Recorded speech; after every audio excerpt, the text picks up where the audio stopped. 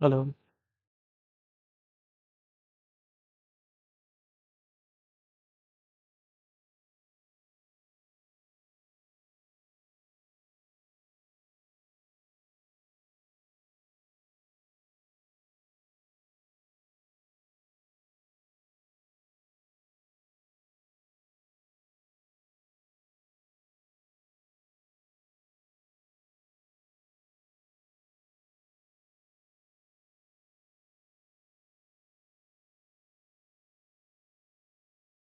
देखो, पिछला क्लास में हम लोग लोकस तक पढ़ लिए थे। उसके बाद से जो हमारा लोकस के बाद से कॉन्सेप्ट हमारा ख़त्म हो गया और पॉइंट का कॉन्सेप्ट हमारा ख़त्म हुआ। अब हम लोग स्टार्ट करने वाले हैं स्ट्रेट लाइन को।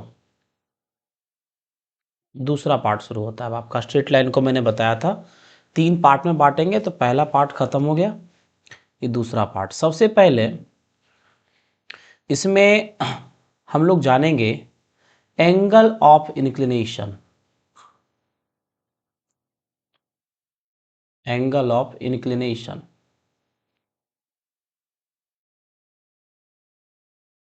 Angle of inclination. देखो क्या है, देखो समझते हैं इस चीज को।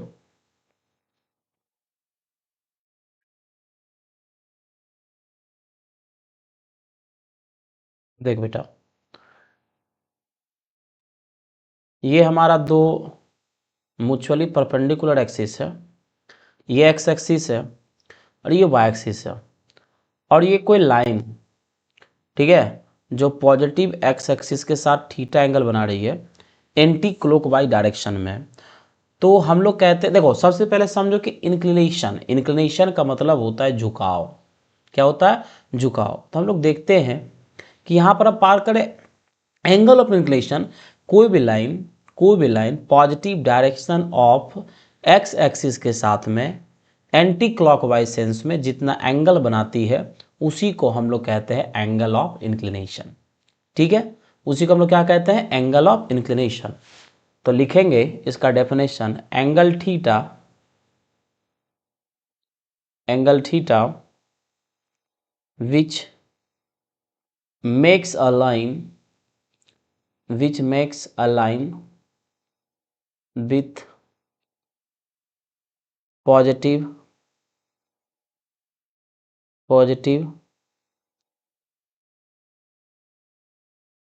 direction of x axis measured in anti clockwise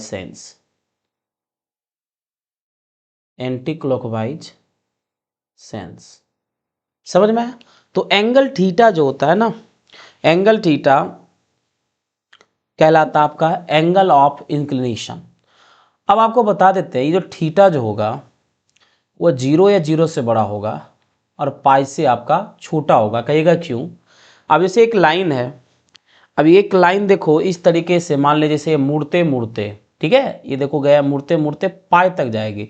जैसे ये एंगल हम लेते हैं, मतलब पाई से अधिक जब एंगल आती है तो हमारा एंगल का मेजरमेंट होने लग जाता है negative direction of x axis के साथ में। तो इसका जो positive direction of x axis के साथ में, sorry, positive direction of x axis के साथ में जो एंगल बनता है उसकी जो रेंज होती है वो 0 से पाई के बीच में रहता है। चूंकि हमारे पास यहाँ पर 3D एनिमेशन नहीं है, इसलिए मैंने कहा, होप सो कि आप इस चीज को समझ भी रहे होंगे। आइए नेक्स्ट हम लोग बात करते हैं कुछ नोट में। दूसरा नोट में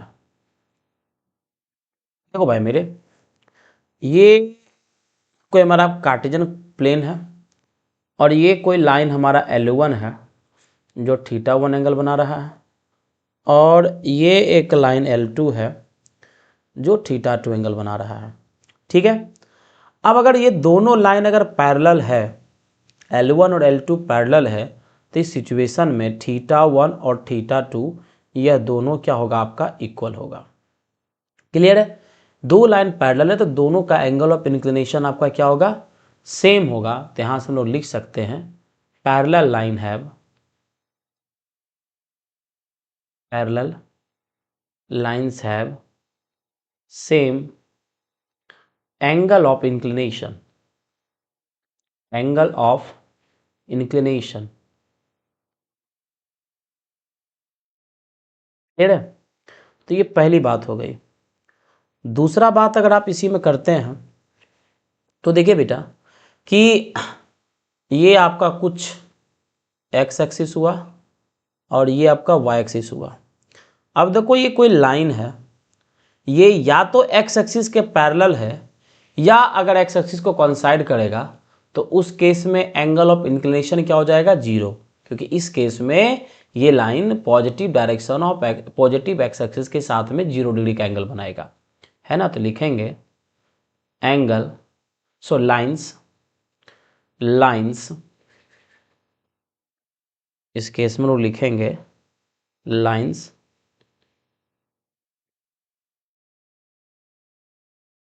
लाइंस ने line parallel to X axis और कंसाइड विथ एक्स एक्सिस, ठीक है, coincide with X axis, angle of inclination क्या होगा बेटा आपका? ये 0 होगा, ठीक है। और इसी में अगर तीसरी बात करें तो भैया ये लो, अगर लाइन हमारा y एक्सिस के पैरेलल हो या y एक्सिस को कंसाइड जब करेगा तो इसका पॉजिटिव x एक्सिस के साथ में जो एंगल बनेगा वो 90 डिग्री का होगा। तो लिखेंगे angle of inclination, angle of inclination of a line parallel to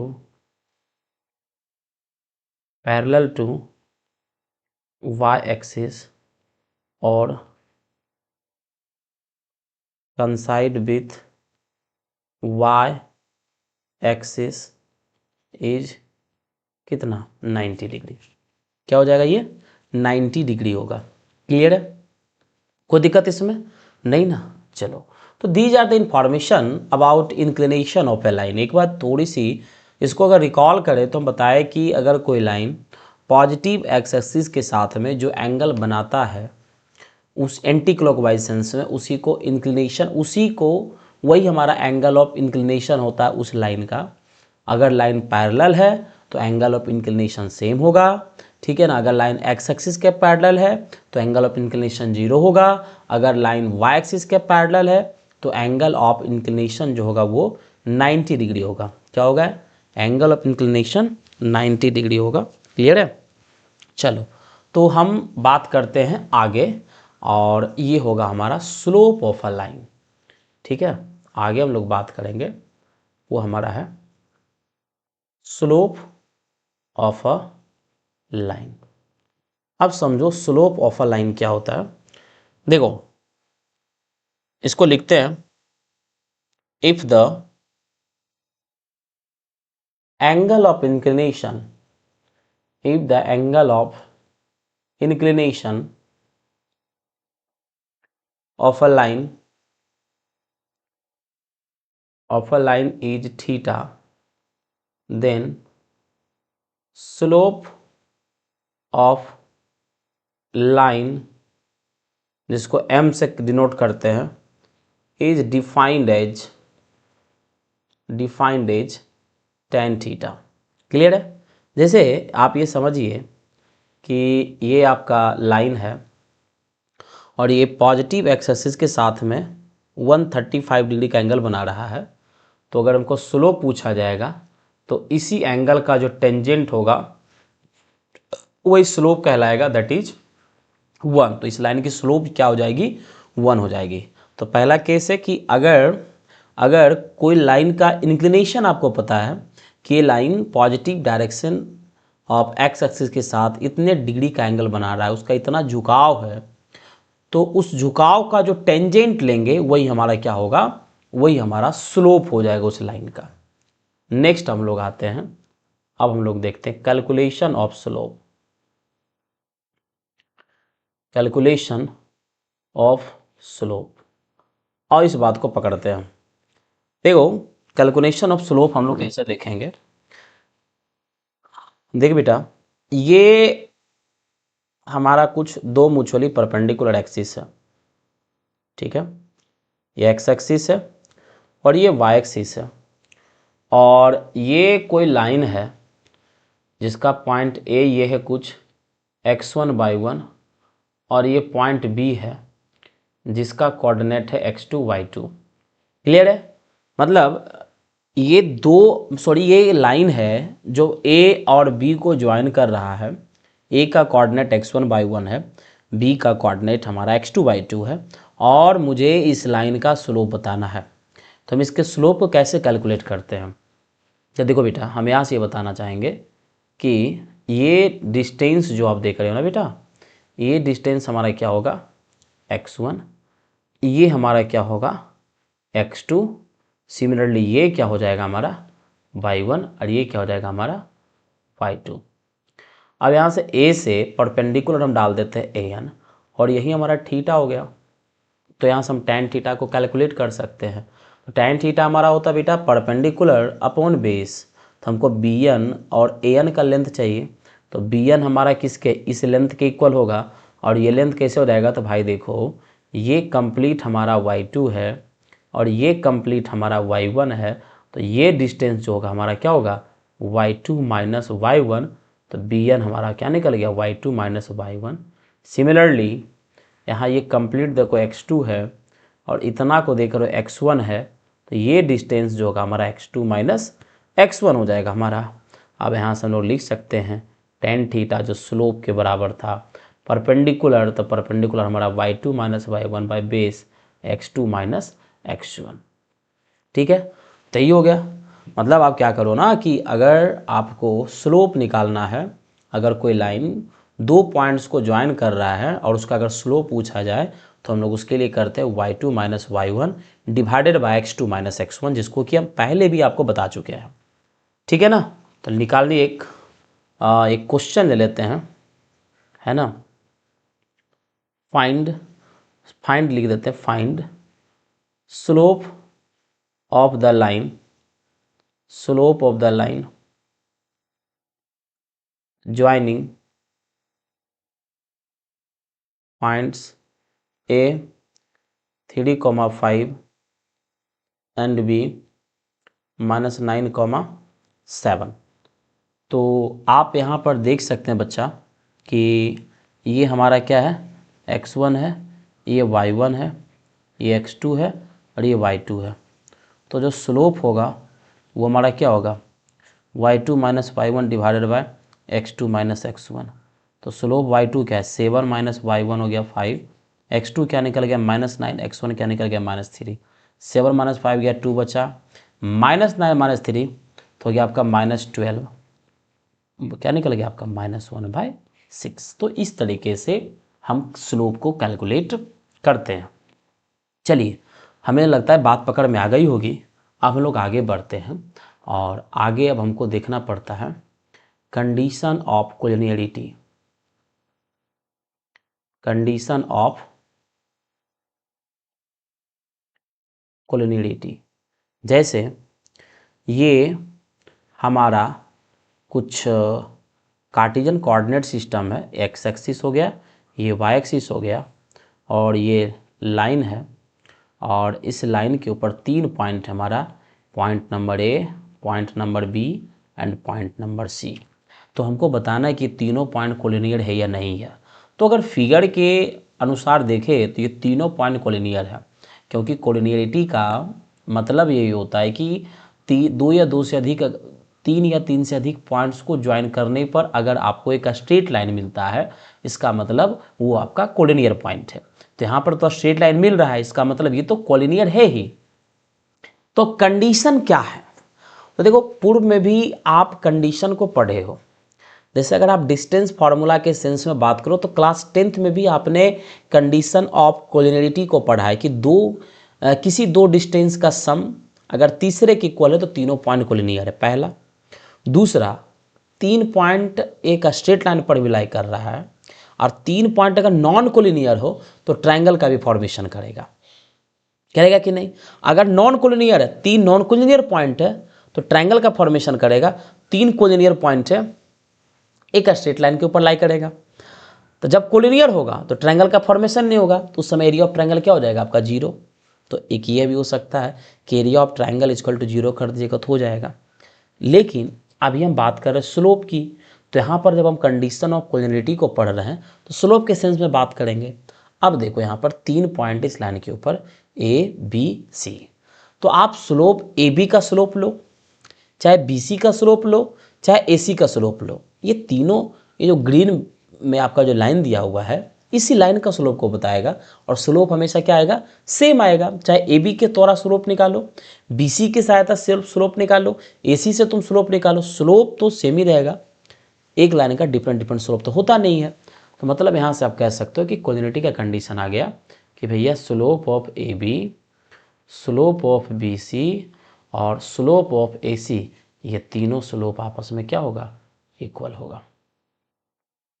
तो ये हमारा क्या गया, कंडीशन ऑफ कोलिनियरिटी। अब एक क्वेश्चन करते हैं। क्वेश्चन ये है, find X if the points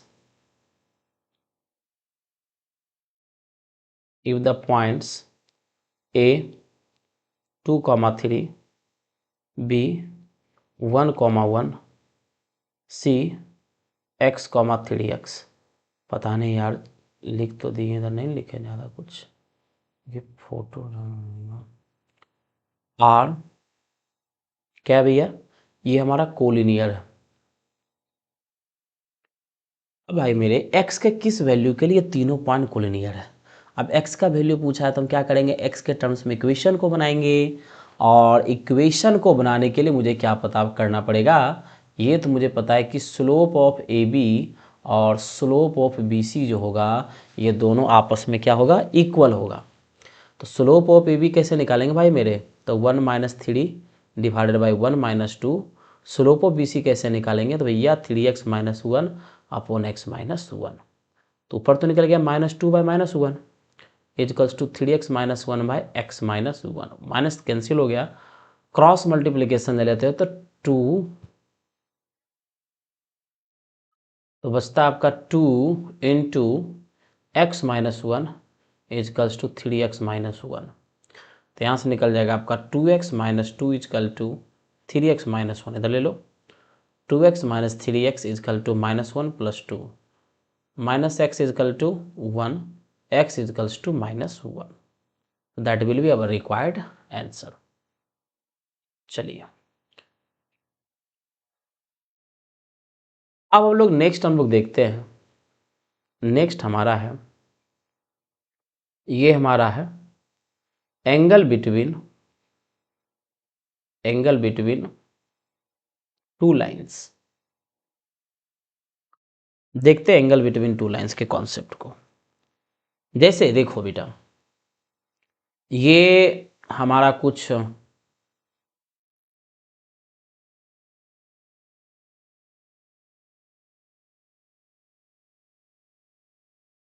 देखो, ये जो हमारा देख रहे हो ना,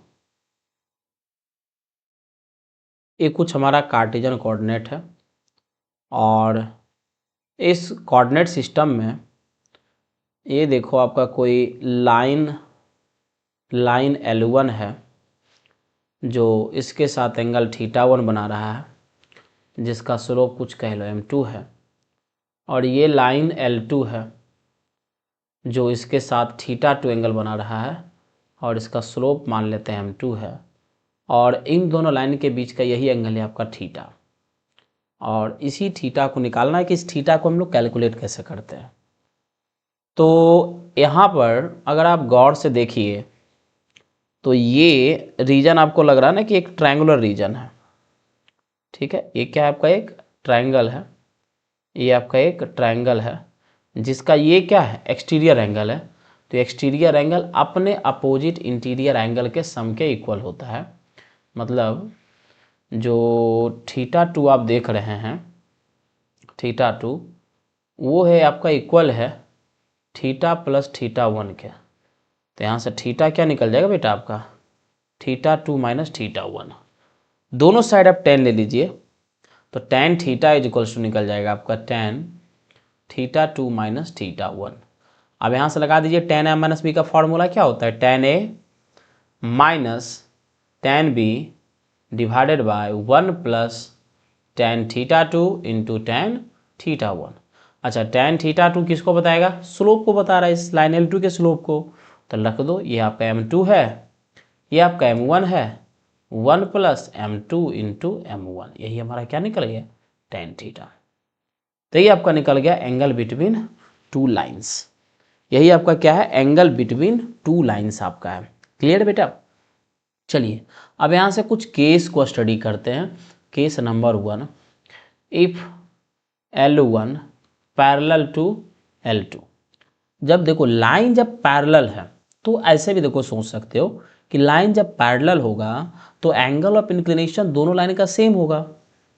जब एंगल ऑफ इंक्लिनेशन दोनों लाइन का सेम है, दोनों का स्लोप भी आपस में क्या होगा, इक्वल होगा। या इसके थ्रू भी जा सकते हैं, जब लाइन पैरेलल है तो दोनों के बीच का एंगल कितना निकलेगा, 0 डिग्री। तो आप लिख सकते हैं कि भैया ये लीजिए tan 0 इजकल टू, यही था ना, tan 0 इजकल टू आप कर लो M2 minus M1 divided by 1 plus M2 into M1। अब ये तो भैया हो गया आपका 0, तो M2 minus M1 divided by 1 plus M2 into M1, इसको उधर भेज दो, तो 0 इजकल टू क्या निकल गया, M2 माइनस M1। M2 किसके इक्वल हो जाएगा आपका, M1 के इक्वल हो जाएगा। मतलब लाइन अगर पैरेलल है तो दोनों का स्लोप क्या हो जाएगा आपका, इक्वल हो जाएगा। अब आइए केस 2 पढ़ते हैं। केस 2 क्या है भैया, तो केस 2 कह रहा है ना आपका कि अगर ऐसा हो जाए L1 परपेंडिकुलर हो जाए L2 के, तो L1 परपेंडिकुलर टू L2 है, तो देखो यहाँ से हम tan थीटा बराबर ये होता है, तो हम यहाँ से एक चीज़ तो कह सकते हैं भाई, हम यहाँ से हम एक चीज़ तो खींच सकते हैं कि जो cot थीटा जो होगा वो इक्वल होगा आपका 1 plus M2 into M1 divided by M2 minus M1 के। ठीक है, परपेंडिकुलर है तो थीटा 90, तो हम लिख सकते हैं यहाँ से मतलब cot 90 degree is equals to 1 plus M2 into M1 divided by M2 minus M1। cot 90 का वैल्यू 0 होता है, तो 0 equal to 1 plus M2 into M1 divided by M2 minus M1, इसको उधर भेज दो, तो 0 equal to 1 plus M2 into M1, तो M2 इंटू M1 का जो वैल्यू हो जाएगा किसके इक्वल होगा आपका, -1 के। मतलब अगर लाइन्स आपका पैरेलल है तो दोनों का स्लोप इक्वल होगा, और लाइन आपका परपेंडिकुलर है तो दोनों के स्लोप का प्रोडक्ट -1 के बराबर होगा, जैसा कि हमने पहले भी बताया था, उसका हमने फर्दर यहाँ प्रूफ दे दिया। ठीक है, आगे पढ़ते हैं। इंटरसेप्ट, अगला टॉपिक है intercept of a straight line, straight line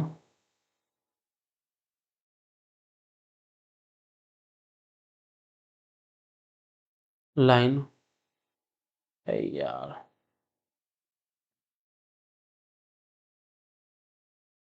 चलो यही लिखते हैं, लाइन किसके साथ में, with coordinate axes, coordinate axes.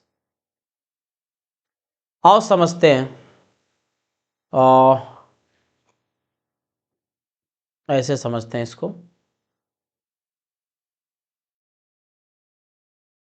यार ये क्या हो गया, पूरा मैं इरेज कर दिया। चलो फिर से टॉपिक लिखते हैं, यही टॉपिक हमारा है, intercept of a line with coordinate axes.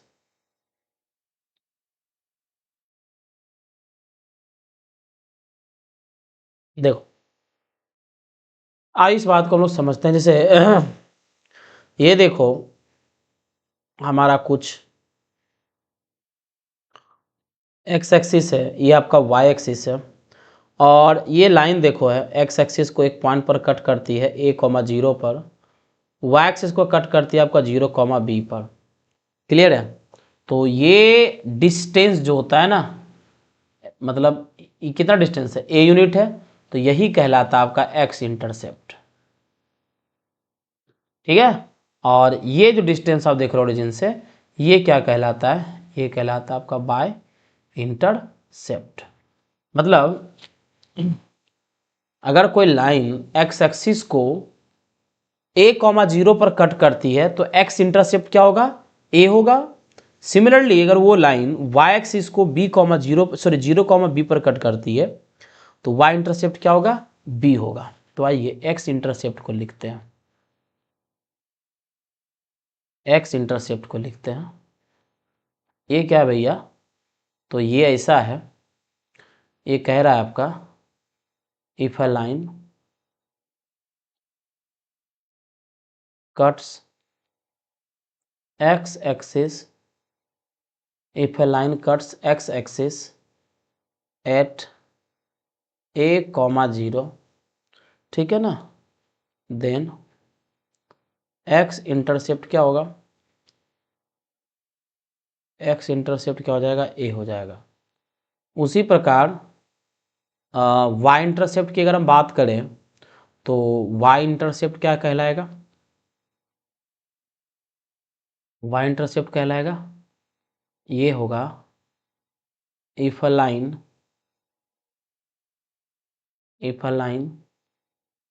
cuts y axis at 0, b, then y intercept जो होगा ये क्या हो जाएगा आपका, b हो जाएगा। y इंटरसेप्ट क्या हो जाएगा आपका, b हो जाएगा। क्लियर, कोई दिक्कत, तो ये इंटरसेप्ट तो आपका हो गया। तो ये सब बेसिक बातें थी स्ट्रेट लाइन को लेकर के। अब आइए प्रॉपरली हम लोग अब डील करेंगे स्ट्रेट लाइन को। देखो स्ट्रेट लाइन होता क्या है, तो every linear equation in two variable x and y is always represent a straight line. कोई भी इक्वेशन, लेकिन कोई भी इक्वेशन लीनियर होना चाहिए। कोई भी लीनियर इक्वेशन x और y के टर्म्स में हमेशा स्ट्रेट लाइन को रिप्रेजेंट करेगा। लिखेंगे पहली बात इसमें, every linear equation in terms of x and y is always represent a straight line, अब इसके अगर आप जनरल इक्वेशन की बात करते हैं कि भैया इसका जनरल इक्वेशन क्या होगा, जनरल इक्वेशन क्या होगा किसका, तो स्ट्रेट लाइन का, तो ये होता है आपका ax plus B Y plus C equal to 0 where a, b is not equal to 0 simultaneously. ये दोनों एक साथ आपका 0 नहीं होगा, एक का में कि 0 हो सकता है। तो यही था इंफॉर्मेशन स्ट्रेट लाइन को लेकर के। अब हम लोग different form of straight line को देखेंगे। सबसे पहला जो फॉर्म हमारा आता है वो हमारा आता है पॉइंट स्लोप फॉर्म। ये होता है हमारा पॉइंट स्लोप फॉर्म। अब समझिए पॉइंट स्लोप फॉर्म क्या होता है ना, इसको देखते हैं। Equation of a line, equation of a line having slope m and passing through point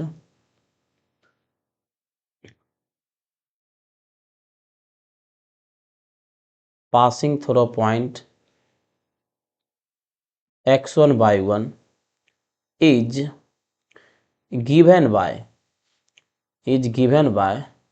y minus y1 is equal to m into x minus x1, y minus y1 is equals to m into x minus x1। समझ में, जहां पर अच्छा, इसका proof को दे देते हैं कि सर आप ये निकाले कैसे, y minus Y one equal to M into X minus X. मतलब ऐसा कंडीशन है कि अगर कह दिया जाए कि ये कोई लाइन है, ये कोई एक पॉइंट से पास कर और इसका ये स्लोप है, तो इस फॉर्मूला लगा करके लाइन का इक्वेशन आप निकाल सकते हैं। अच्छा, ये आया कैसे, तो इसको डिराइव करते हैं। जैसे देखो प्रूफ में इसका चलते हैं, प्रूफ। तो प्यारे बच्चों गौर से यहाँ देखना, गौर से अगर देखते हो, देखो बेटा हमारे पास में ये लाइन था, ठीक है, ये पॉइंट ए से पास कर रहा है x1 y1 और इसका स्लोप m है। अब देखो इक्वेशन क्या होता है इन टर्म्स ऑफ वेरिएबल्स, हम यहाँ वेरिएबल ले लेते हैं x एंड y, ठीक है। तो यहाँ पर चलो इसके ऊपर रिलेशन को बताने के लिए, इक्वेशन बनाने के लिए एक पॉइंट P ले लेते हैं x, y। अब तो देखो, अब ऐसे देखते हैं कि ये लाइन देखो दो पॉइंट से पास कर रहा है, एक पॉइंट ए से दूसरा पॉइंट पी से। तो इसका स्लोप किस कैसे कैलकुलेट करेंगे भैया, तो y minus Y one divided by X minus X one से। तो चलो इसको मल्टीप्लाई कर दो, तो m into x minus X one इसका क्या निकल गया आपका y माइनस वाई वन। देखो तो यही तो इक्वेशन था हमारा, क्लियर है। तो अगर हमारे पास में एक पॉइंट और स्लोप अगर दे दिया तो हम लाइन का इक्वेशन इस फॉर्मूला के हिसाब से कर सकते हैं, ठीक है। इसके बाद से हमारा आता है 2 पॉइंट फॉर्म, है ना। दूसरा जो हमारा होता है ये होता है हमारा 2 पॉइंट फॉर्म, 2 पॉइंट फॉर्म। अच्छा, इसको कैसे करते हैं, तो इसके लिए हमारे पास में दे रखा है ना, ये हमारे पास में दे रखा है क्या, इसको देखते हैं। ये दिया है equation, equation of a line passing through points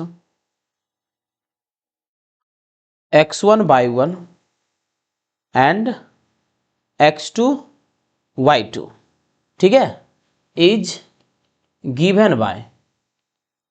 भैया वही चीज करेंगे पॉइंट स्लो फॉर्म की तरह। जैसे देखो यहां पर क्या है ना कि कहानी ये हो गई कि भैया ये लाइन था, अब ये लाइन x1 y1 से तो पास कर ही रहा है, अब x2 y2 से भी क्या पास कर रहा है, कुछ नहीं करते हैं। अब देखो यहां से हमको क्या चाहिए, पॉइंट स्लो फॉर्म को अगर याद रखिए तो आपको एक पॉइंट मतलब उसको आप पॉइंट स्लो फॉर्म को अगर आप याद रखते हैं तो उसमें यह होता है कि लाइन आपका किस पॉइंट से पास कर रही है और उसका स्लोप क्या है।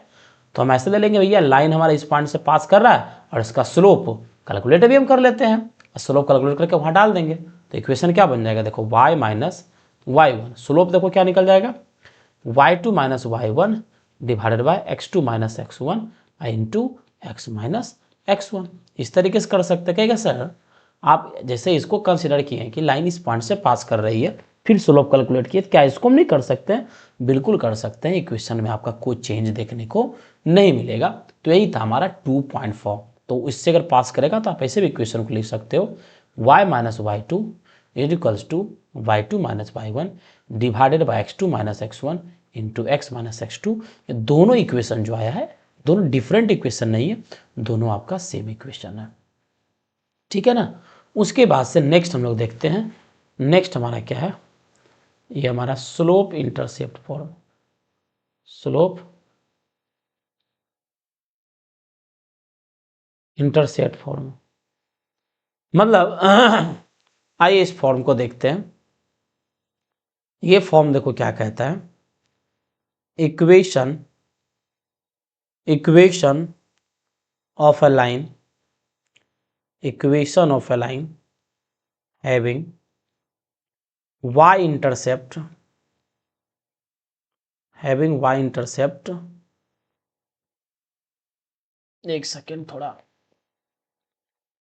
लगा ले चार्ज में।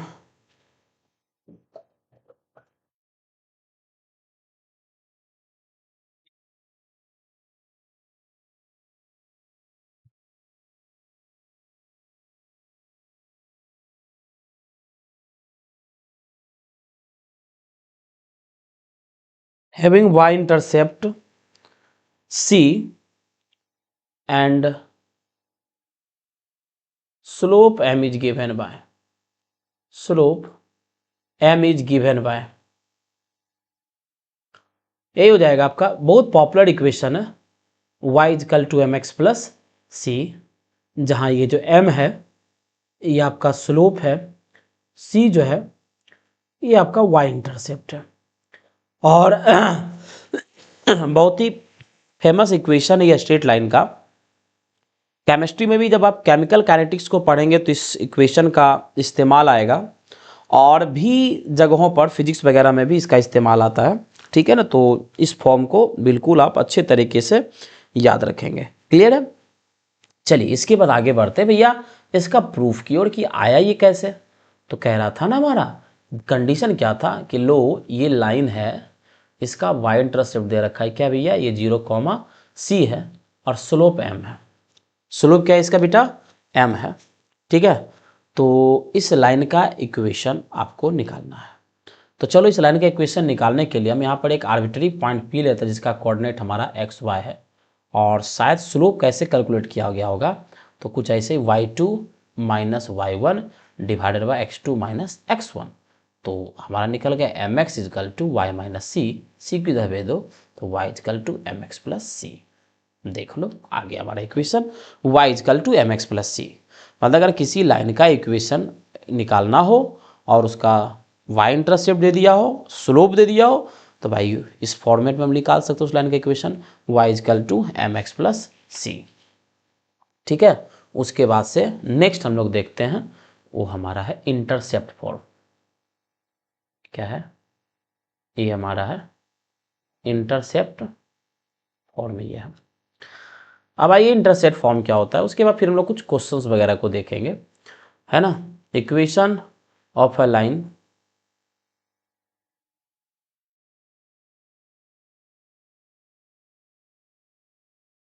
of a line having x intercept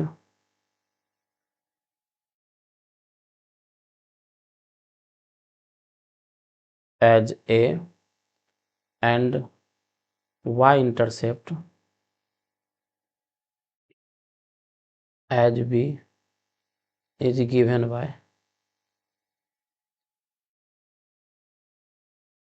x y plus y by B equals to 1। ये देख लो यही कार्टेशियन कोऑर्डिनेट है, ये वो लाइन है, एक्स एक्सिस का एक्स इंटरसेप्ट a कॉमा 0, ये पॉइंट का 0 b पर कट करती है, तो ये डिस्टेंस देखो एक्स इंटरसेप्ट a हो गया और y इंटरसेप्ट अगर b है तो इक्वेशन ऑफ लाइन हो जाएगा आपका X Y plus Y by B is equal to 1। Process same है जैसे हमने पिछले इक्वेशन को कैलकुलेट किया, बस वही है। तो आपने क्या सीखा डिफरेंट फॉर्म में, आपने शायद पहला क्या पढ़ा पॉइंट स्लोप फॉर्म, तब आपको एक पॉइंट और उसका स्लोप दे दिया हो तो इक्वेशन कैसे निकालते हैं, y माइनस वाई वन है ना, y में y कोऑर्डिनेट को घटा दो, स्लोप दे दो, इनटू x में x कोऑर्डिनेट को घटा दो। ठीक है, दो पॉइंट अगर हमसे लाइन पास कर रहा है उसका इक्वेशन अगर आपको दे दिया जाए निकालने के लिए, तो हम लोग क्या करते हैं y में से मतलब किसी एक कोऑर्डिनेट को समझो उससे वो पास कर रहा है, फिर उस कोऑर्डिनेट को y में घटा दो, x से घटा दो, फिर स्लोप निकाल करके x वाले मल्टीप्लाई कर दो। Point sorry slope intercept form बताए थे, अगर कोई लाइन y एक्सिस को जिस पॉइंट पर कट कर उसका कोऑर्डिनेट आपको दे दे और स्लोप दे दे तो इक्वेशन कैसे निकालते हैं, y is equal to M X plus C करके। और इंटरसेप्ट फॉर्म में आपको बता दें कि कोई लाइन x एक्सिस को के साथ x एक्सिस को या सॉरी कोई लाइन x एक्सिस और y एक्सिस को कट करती है, x इंटरसेप्ट उसका a है, y इंटरसेप्ट उसका b है, तो इक्वेशन ऑफ लाइन जो होगा हमारा X Y plus Y by B is equal to 1 होगा। आइए अब हम लोग कुछ क्वेश्चंस को देखते हैं, ठीक है ना। चलो पहला क्वेश्चन देखते हैं, फाइंड इक्वेशन ऑफ लाइन यूएल का मतलब passing through the point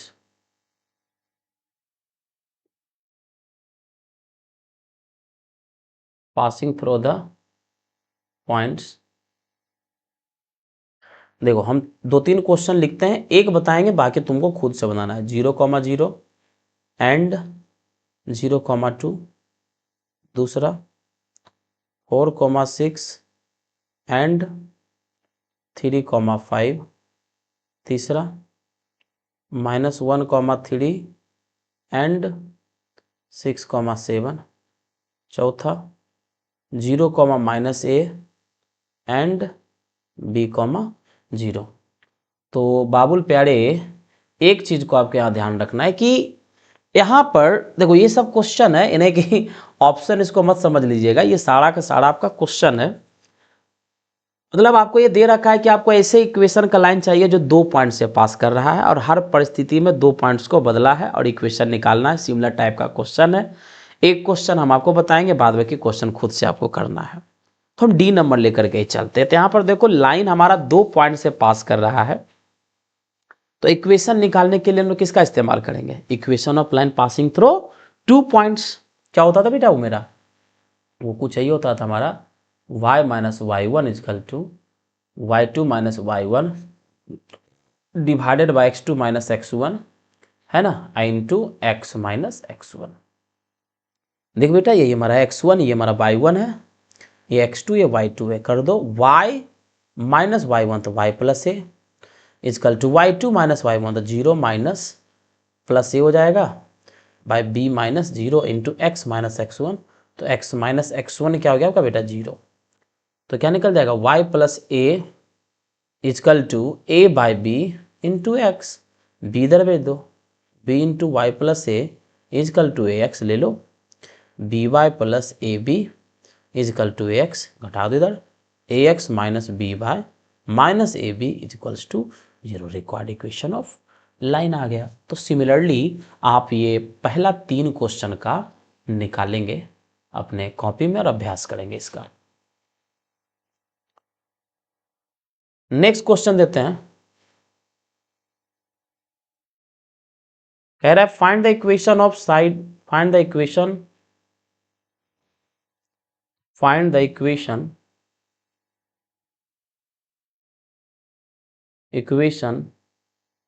of the sides of triangle having vertices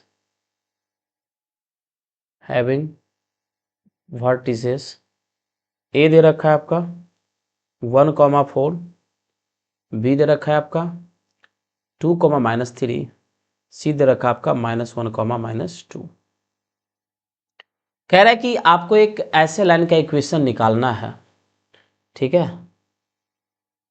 ये ट्रायंगल देखो है ABC, वर्टेक्स A का कोऑर्डिनेट दे रखा है आपका 2,-3, सॉरी A का कोऑर्डिनेट 1,4 है, A का कोऑर्डिनेट आपका 1,4 है, A का कोऑर्डिनेट आपका 1,4 है, B का कोऑर्डिनेट आपका 2,-3 है, C का कोऑर्डिनेट आपका -1,-2 है।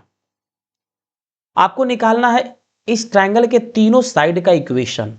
इस ट्रायंगल के तीनों साइड का इक्वेशन क्या होगा? तो भैया आप निकालिए पहला इक्वेशन ऑफ ए बी, निकालिए equation of side A B. एक साइड का मैं निकाल रहा हूं, 2 साइड का आपको खुद निकालना है। देखिए आपको ये नहीं लग रहा है कि साइड जो ए बी है ये 2 पॉइंट से पास कर रहा है, x1/1 x2/2। तो यहां पर इक्वेशन निकालने के लिए 2 पॉइंट फॉर्म का इस्तेमाल करेंगे और उसका फ्रेम क्या बेटा? तो यही आपका y minus y1 is equals to y2 minus y1 divided by x2 minus x1 into x minus x1। y minus 4/1 है, y2 माइनस y1 तो -3 minus 4 divided by x2 minus x1, 2 minus 1 divided by n2 x minus x1 तो 1। तो y minus 4 equal to -7 into x minus 1, y minus 4 equal to -7x plus 7, y plus 7x, है ना, -11 equals to 0। चलो side इसका equation निकल गया। किसका निकला इक्वेशन? तो ये इक्वेशन निकला है आपका ए बी का। किसका निकला है? साइड ए बी का।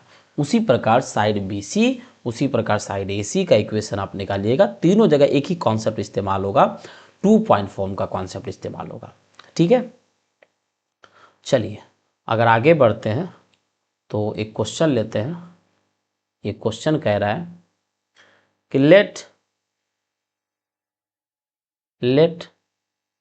PS be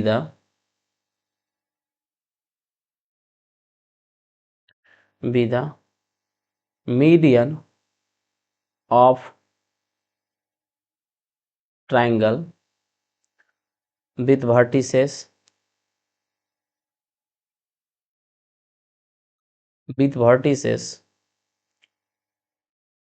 P 2, 2, Q 6, -1 and R 7, 3.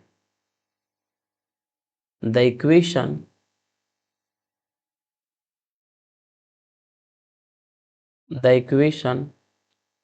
of the line through 1, -1 and parallel to PS is। ठीक है, आइए इस क्वेश्चन का सॉल्यूशन देखते हैं। इस क्वेश्चन को IIT JEE 2000 में इसको पूछा गया है। ठीक है, इस क्वेश्चन का सॉल्यूशन हम लोग देखते हैं। देखो ये हमारे पास में कोई ट्रायंगल दे रखा बेटा, ठीक है, ABC, सॉरी ABC नहीं PQR है, तो इसको इरेज करना पड़ेगा हमको। नाम इसका दे देते हैं, नाम इसका P है, Q है, R है। P का कोऑर्डिनेट दे रखा है 2, 2, Q का दे रखा है 6, -1 और R का दे रखा है आपका 7, 3। ठीक है, इसमें कह रहा है कि PS जो है, PS ये आपका मीडियन है। ठीक है, तो आपको एक ऐसी लाइन का इक्वेशन निकालना है जो 1, -1 से पास करता है और PS के पैरेलल है। अब देखो ये लाइन एक पॉइंट से पास कर रहा है। अगर इसका स्लोप अगर मुझे पता चल जाए, इसका स्लोप अगर मुझे पता चल जाए तो हम इस लाइन का इक्वेशन, ये जो गिवन लाइन है इसका इक्वेशन को हम निकाल सकते हैं पॉइंट स्लोप फॉर्म का इस्तेमाल करके। अब भाई इसका स्लोप क्या होगा, तो यहां पर देखो दे रखा तथ्य ना कि ये जो लाइन है PS के पैरेलल है।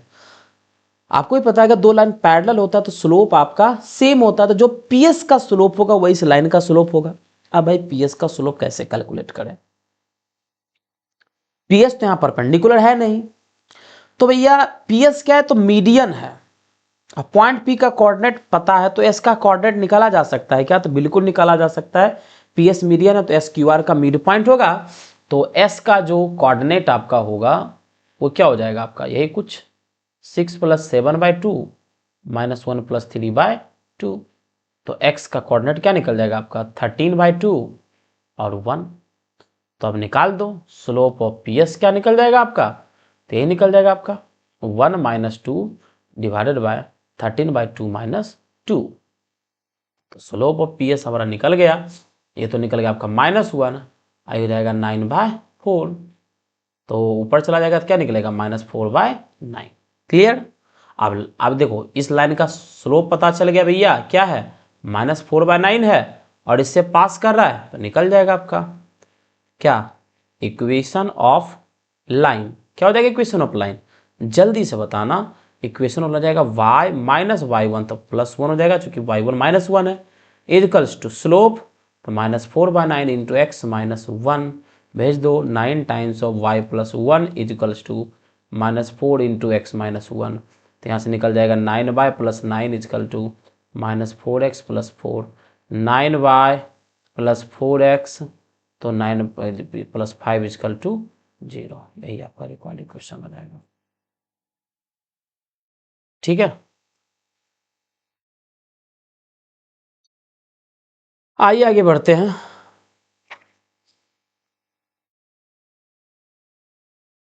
देखो आसान क्वेश्चन एक लेते हैं।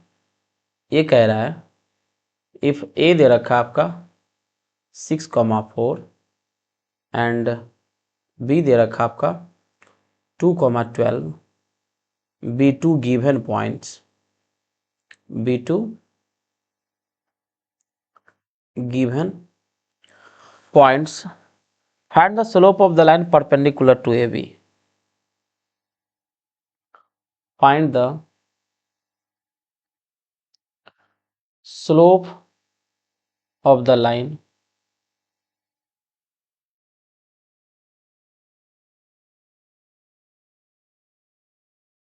Perpendicular to AB। देख बेटा, ये AB है, देखो ये पॉइंट A है जिसका कोऑर्डिनेट 6,4 है, पॉइंट B जिसका कोऑर्डिनेट 2,12 है, और इस पर ये लाइन परपेंडिकुलर, इस लाइन का मुझे स्लोप निकालना है। तो how I calculate the slope of the given line. तो बच्चे यहाँ से हम गौर करेंगे कि भैया दो लाइन परपेंडिकुलर है तो दोनों का स्लोप का प्रोडक्ट तो -1 होगा। तो भैया स्लोप, इस लाइन का स्लोप क्या निकल जाएगा भैया, इस लाइन, मान लो ये लाइन L है, तो लाइन L का स्लोप और आपका प्रोडक्ट किसके, लाइन AB के स्लोप का क्या होना चाहिए, -1। तो अगर लाइन L का स्लोप चाहिए तो -1 बाई क्या करना पड़ेगा, slope of line AB, that is -1 by slope भी निकलेंगे तो क्या निकल जाएगा आपको, देखो 12 - 4 डिवाइडेड बाई 2 - 6 -1, ये तो निकल जाएगा आपका 8, इस निकल जाएगा -4 दूनी 8, दैट इज 1/2। क्लियर, बहुत ही आसान क्वेश्चन था ये।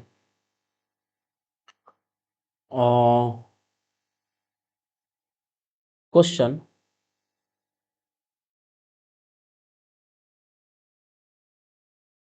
Find the ortho centre of the triangle with vertices 0, 0, 3, 4 and 4, 0 each. आपको ऑर्थो सेंटर निकालना है जिसका तीनों वर्टेक्स यहां पर देखिए दिया हुआ है।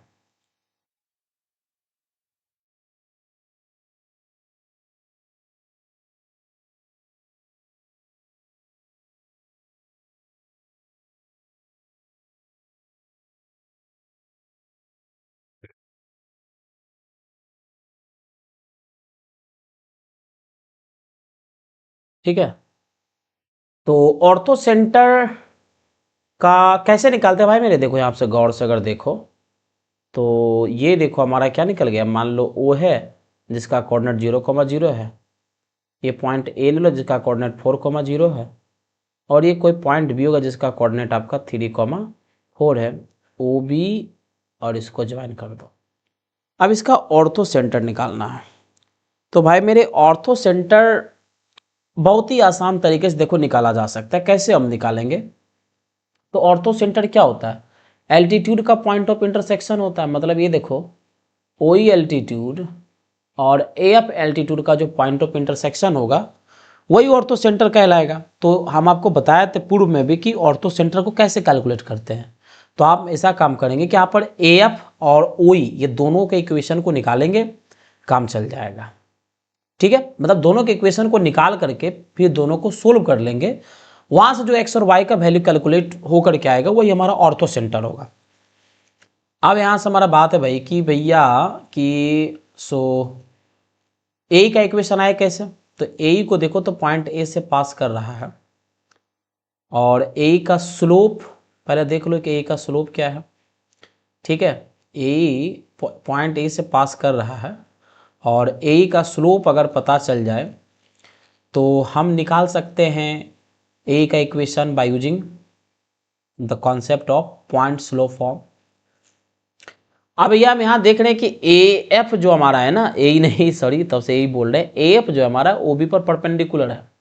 तो भैया एक बात तुम जानते हैं ना कि स्लोप ऑफ ओ बी और स्लोप ऑफ ए एफ का प्रोडक्ट किसके बराबर होगा, -1 के बराबर होगा।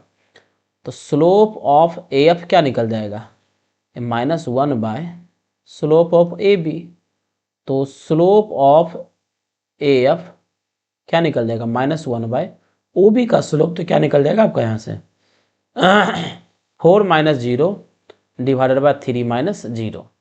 मतलब स्लोप ऑफ ए एफ क्या निकल गया आपका -3/4। अब निकाल लो क्या equation of A F.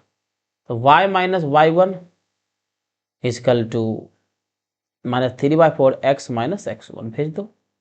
4y equal to क्या निकल जाएगा -3 into x minus 4। 4y equal to -3x plus 12। 4y plus 3x minus 12 equal to 0। पहला इक्वेशन देखो ये बन गया ए एफ का। उसी प्रकार ओई का इक्वेशन बनाने के लिए आपको क्या चाहिए भैया, ओई का स्लोप चाहिए।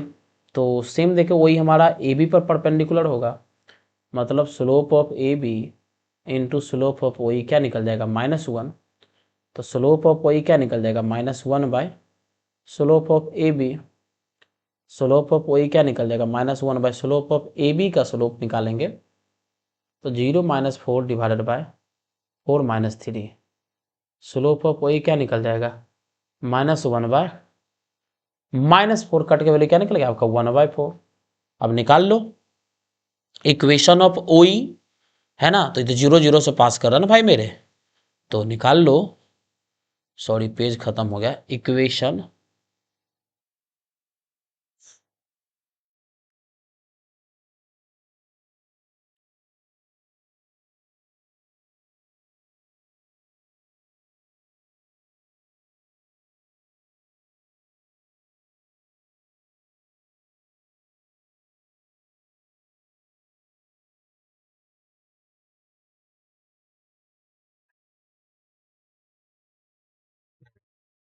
यही था ना, इक्वेशन ऑफ ओई निकालना था।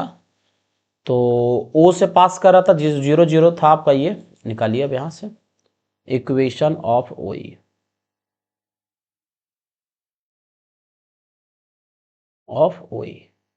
तो y minus Y one equal to m क्या था बेटा, तो 1/4 इंटू एक्स माइनस x1 निकाल दो।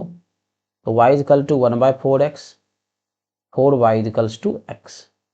ये देखो पहला इक्वेशन, दूसरा इक्वेशन, और इधर आपको दे रखा आपका ये पहला इक्वेशन, दोनों को सोल्व करके आ जाएगा आंसर। तो चलो यहाँ पर x 4y बराबर क्या था, x था, रख दो यहाँ पर। अरे था ना भाई मेरे, देखो ना आंसर है, देखो यहाँ से 4y का वैल्यू क्या था आपका x था, तो लिख दो put 4y equals to x in 1। तो 1 क्या हो जाएगा आपका, देखो x plus 3x minus 12 equal to 0। x plus 3x minus 12 equal to 0। 4x equal to 12, x equal to 3। x equal to 3 यहाँ रख दोगे तो y बराबर क्या निकल जाएगा तुम्हारा 3/4। तो ऑर्थो सेंटर क्या निकल गया 3/4, सॉरी ऑर्थो सेंटर निकल गया 3,3/4। तो इस तरीके से हम ऑर्थो सेंटर को कैलकुलेट कर सकते हैं। ठीक है, चलो एक क्वेश्चन और लेते हैं।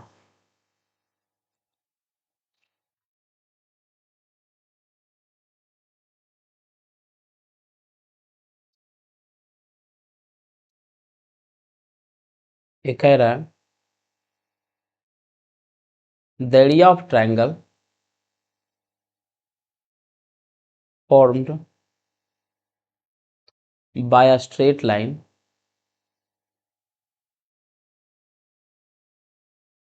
formed by a straight line L देखो दे रखा है x plus B by plus C equals to 0 with coordinate axis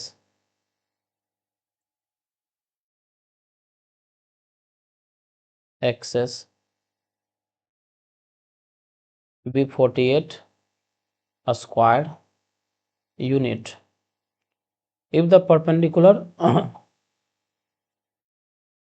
if the perpendicular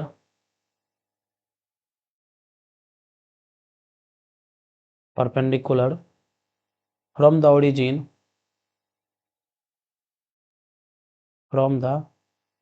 origin to the line makes